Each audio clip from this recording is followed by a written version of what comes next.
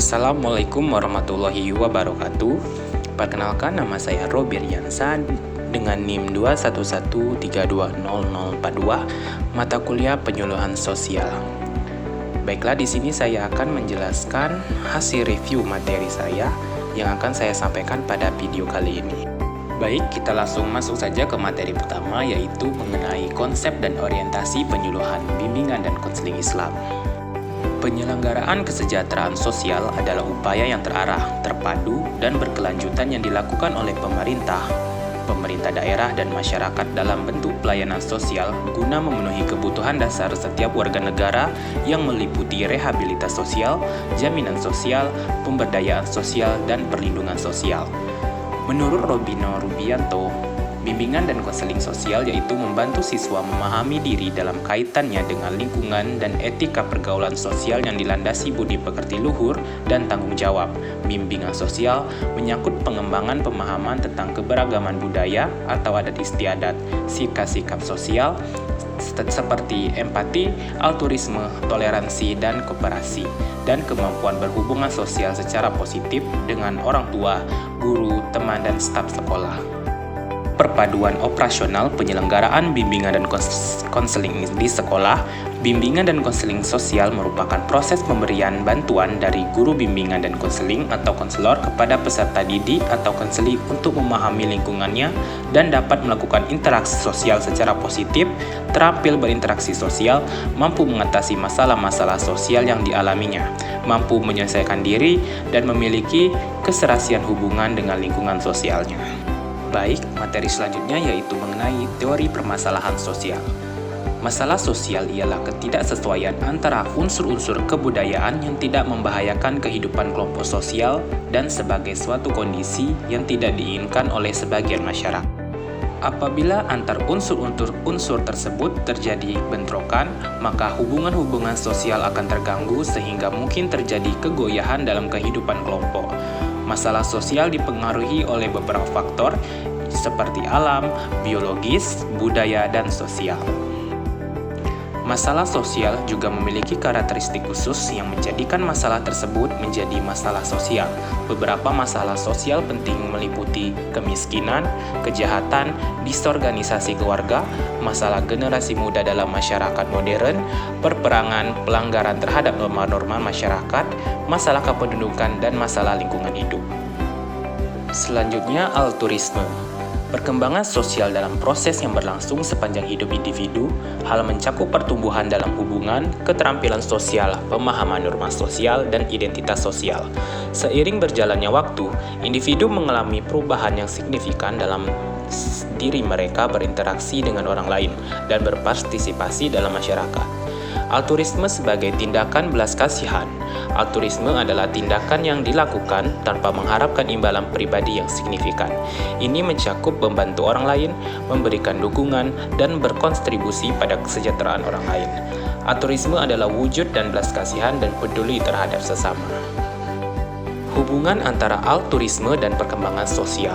Altruisme dan perkembangan sosial memiliki hubungan yang kompleks. Perkembangan sosial memengaruhi pemahaman individu tentang kewajiban sosial, nilai-nilai moral, dan empati terhadap orang lain yang semuanya memengaruhi tindakan altruistik. Next, materi selanjutnya yaitu mengenai teori perkembangan sosial dan interpersonal skill.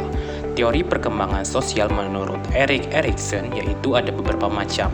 Yang pertama, kepercayaan dengan ketidakkepercayaan, berusia dari 0 sampai 1 tahun, otonomi dengan malu dan ragu-ragu, berada pada usia 1 sampai 3 tahun, dan inisiatif dengan rasa bersalah berada pada usia 3 sampai 6 tahun, kerja keras dan rasa inferior berada pada usia 6 sampai 12 tahun, identitas dengan kebingungan identitas berusia pada 12 sampai 19 tahun, keintiman dengan isolasi berusia pada 20 sampai 25 tahun. Selanjutnya, generativitas dengan stagnasi berusia pada 26 sampai 64 tahun, dan yang kedelapan, integritas dengan keputusan berada pada usia 65 tahun ke atas. Sedangkan interpersonal skill dapat diartikan sebagai kemampuan dalam diri seseorang sebagai keterampilan dalam mengenali dan merespon secara baik dalam bentuk sikap, perasaan, serta perilaku untuk membangun sebuah ikatan yang harmonis dengan orang lain. Keterampilan interpersonal adalah keterampilan berkomunikasi dan berinteraksi dengan orang lain secara efektif, baik secara individu maupun dalam kelompok. Materi selanjutnya yaitu mengenai konsep gender. Gender adalah sifat dan karakteristik seseorang yang membedakan laki-laki dan perempuan mencakup pakaian, sikap, kepribadian, peran dan tanggung jawab yang dikonstruksi secara sosial dan kultural. Gender adalah cara pandang atau persepsi manusia terhadap perempuan atau laki-laki yang bukan didasarkan pada perbedaan jenis kelamin secara kodrati biologis. Gender merupakan karakteristik kepribadian seseorang yang dipengaruhi oleh peran gender yang dimilikinya dan dikelompokkan menjadi 4 klasifikasi, yaitu maskulin, feminim, androgini, dan tak tergolongkan. Next, materi selanjutnya yaitu konsep sikap. Sikap adalah evaluasi atau penelitian subjektif terhadap objek, orang, situasi, atau gagasan. Ini dapat berupa perasaan, pendapat, atau keyakinan yang kita miliki terhadap sesuatu. Sikap melibatkan komponen kognitif, pengetahuan dan keyakinan, afektif, perasaan atau emosi, dan perilaku, tindakan, atau respon terhadap sikap tersebut. Dalam konteks sosial, sikap mencerminkan cara kita memandang dan merespon orang lain, kelompok, atau masalah tertentu. Sikap dapat bersifat positif, negatif, atau netral. Selanjutnya, motif sosial. Definisi motif sosial secara umum mengacu pada alasan atau dorongan yang pastinya mampu untuk mendorong individu atau kelompok dalam masyarakat untuk bertindak, berperilaku, atau berinteraksi sesuai dengan norma, nilai, atau harapan sosial. Motif sosial mencakup faktor-faktor seperti kebutuhan, tujuan, nilai-nilai budaya, atau tekanan sosial yang pastinya dari faktor itu memiliki pengaruh dalam tindakan dan interaksi manusia dalam konteks sosial. Seseorang yang memiliki motif berprestasi yang tinggi akan memperlihatkan perilaku yang cenderung mengejar atau mendekati kesuksesan, dan sebaliknya, orang dengan motif berprestasi rendah akan memperlihatkan usaha untuk menghindari kegagalan atau takut untuk gagal. Selanjutnya, konformitas, kesepakatan, dan kepatuhan.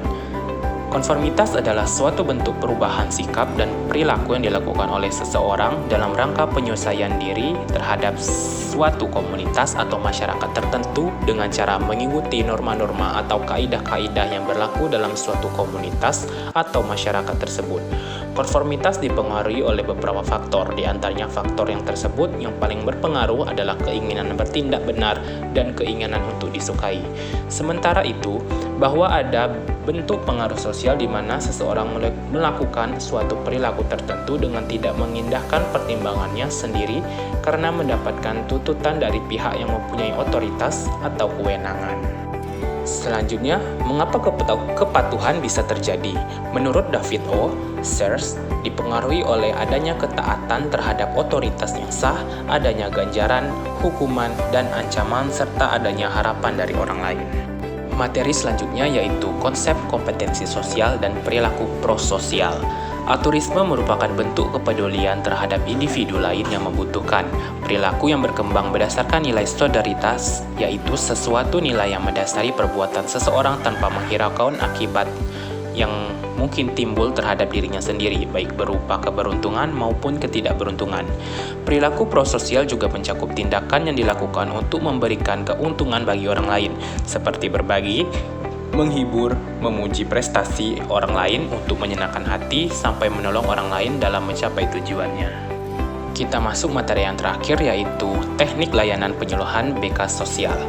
Pengertian role playing adalah mendramatisasikan tingkah laku untuk mengembangkan konsep diri peserta didik menjadi positif dan meningkatkan stabilitas emosional peserta didik. Dengan dramatisasi, peserta didik berkesempatan melakukan, menafsirkan, dan memerankan suatu peranan tertentu. Sedangkan teknik sosiodrama adalah suatu cara dalam bimbingan yang memberikan kesempatan pada peserta didik untuk mendramatisasikan sikap, tingkah laku, atau penghayatan seseorang seperti yang dilakukan dalam hubungan sosial sehari-hari di masyarakat. Maka dari itu, sosiodrama dipergunakan dalam pemecahan masalah-masalah sosial yang mengganggu belajar dengan kegiatan drama sosial. Dan metode simulasi ini merupakan gabungan antara role playing dengan diskusi kelompok. Pesan-pesan kesehatan disajikan dalam beberapa bentuk permainan. Baik, mungkin itu saja video dari materi yang bisa saya sampaikan. Lebih dan kurang saya mohon maaf. Semoga kita bisa bertemu di next video berikutnya. Saya ucapkan terima kasih. Wassalamualaikum warahmatullahi wabarakatuh. See you next time.